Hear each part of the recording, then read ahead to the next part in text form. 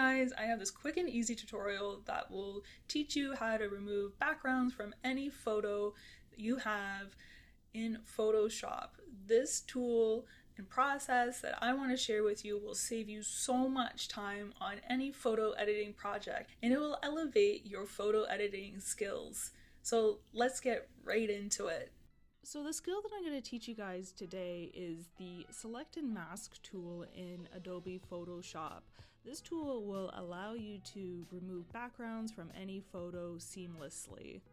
Here I have a photo that I took of these amazing costumes that you probably recognize. It's the Grady twins costumes from The Shining.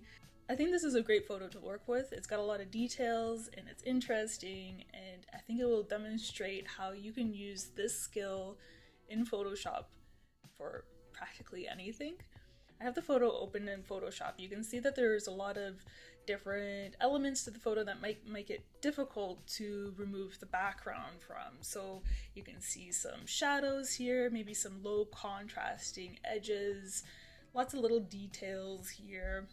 Doesn't matter, we can do it, it's really easy. So typically what people think is the way to go about removing a background from any photo is, say, grabbing the pen tool and then going around meticulously around the edges, and then it just takes up so much time. Also, to maybe grabbing the wand tool, the selection tool, the magnetic polygon tool. These are all a waste of time. What I'm gonna do is head over to the marquee tool, and then at the top here, you're gonna see this selection here. It's called Select and Mask. This is such a powerful tool in Photoshop. So go ahead and select that. The view options. So there's several options that you can choose here. I'm using onion skin. So this is going to show you the selection against background that isn't selected, and it's going to show some sort of transparency, essentially, that checkered background. And then I'm going to go ahead and say select subject. So what I typically do is when I'm in this properties panel on the right, I want to see some of the background. This helps me select parts of the image that I want to remove or keep. So I'm just going to take it down to about like 30%. That works.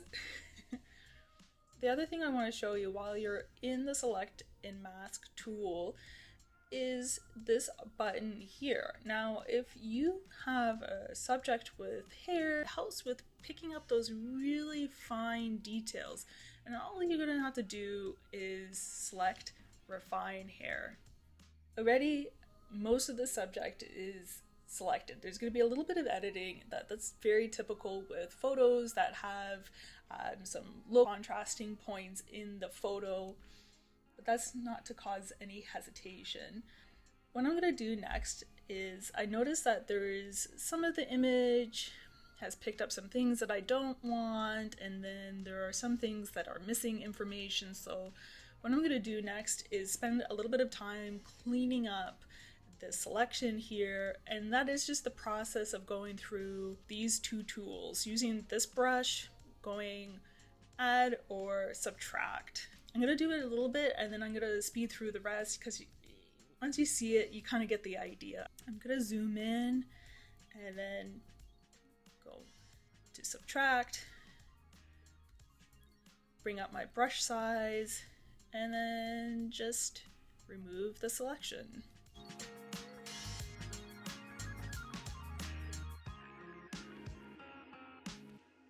Eyeballing it, it looks pretty good here. So I'm going to go back to the properties panel and do a little bit of fine tuning. When you're trying out different tools, I always recommend trying out the different selections to kind of get a feel what they do.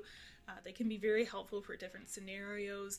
I find that most of these selections you're not going to need, and that's how simple this process is. Since there are a lot of like rough little details, edges, I'm gonna just go in, turn up the dial on the smooth, about 20 to 30 usually does it.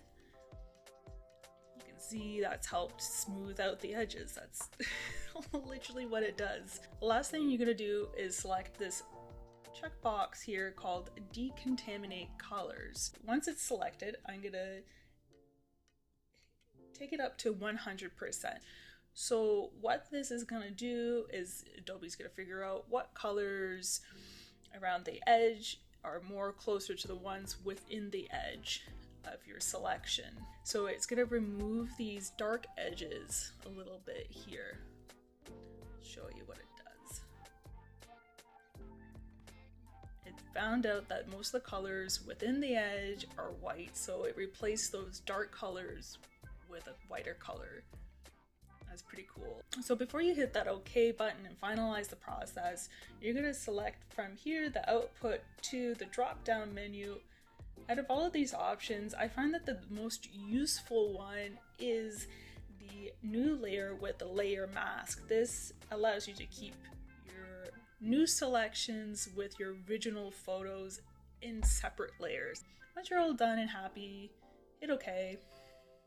Before I like to say this is done, I'm always cautious that I've missed a couple spots in terms of like little background details, so this is kind of like a next step further just to make sure that it's perfect as can be.